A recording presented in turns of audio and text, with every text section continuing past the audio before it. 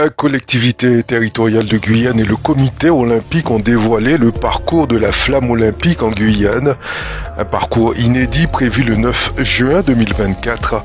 Durant 24 heures, la flamme parcourra 8 communes de Guyane: Camopi, Saint-Laurent, Kourou, Makouria, Saint-Georges, Matoury, Remire-Montjoly et Cayenne.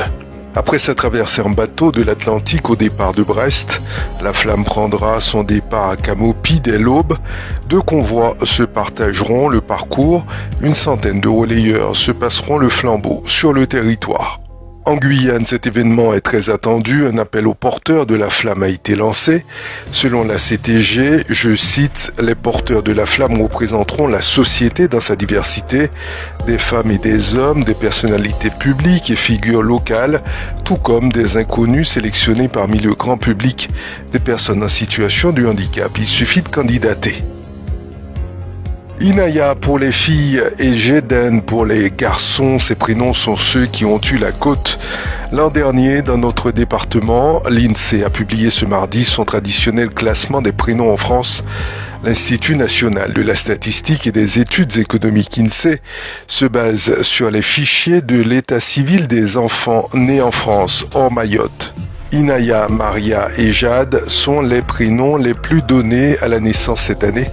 Inaya est en tête également à La Réunion et en Guadeloupe. Inaya 22 en Guyane représente 1,17% des Inaya nés en France. Inaya est un prénom typiquement arabe.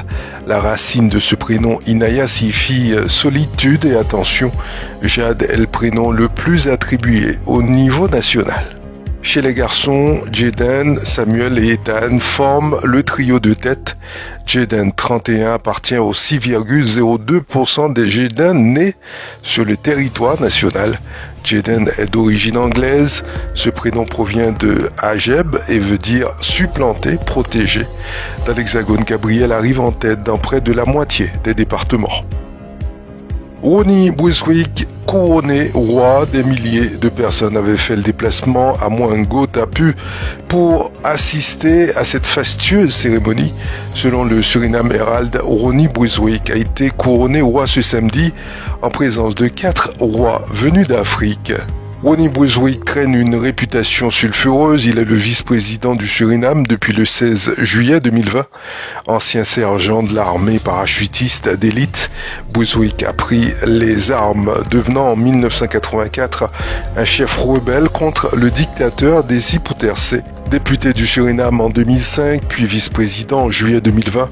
À la suite des élections législatives, il a été condamné pour trafic de drogue par contumace à 8 ans de prison en 1999 par la justice néerlandaise et à 10 ans par la justice française.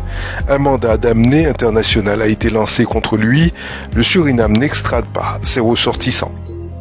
La lutte contre l'exploitation de la forêt amazonienne est l'un des principaux objectifs du gouvernement de Luiz Inácio Lula da Silva, redevenu président du Brésil le 1er janvier.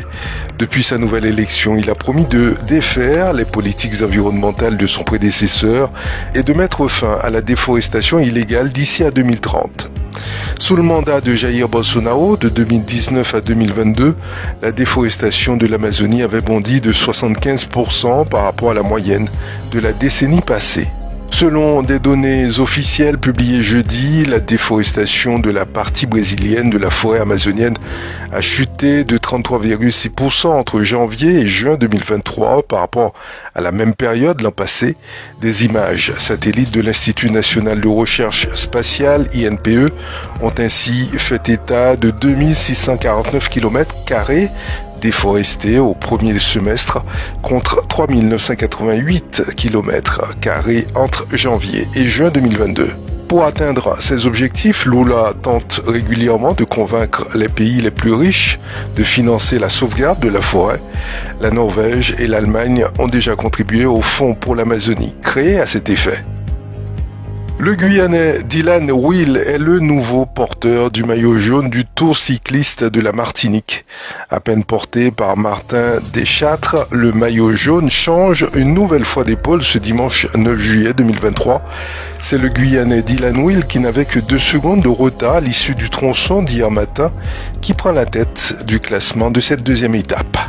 C'est la fin de ce flash, je vous remercie de l'avoir suivi et j'aurai le plaisir de vous retrouver demain sur Radio Mayuri.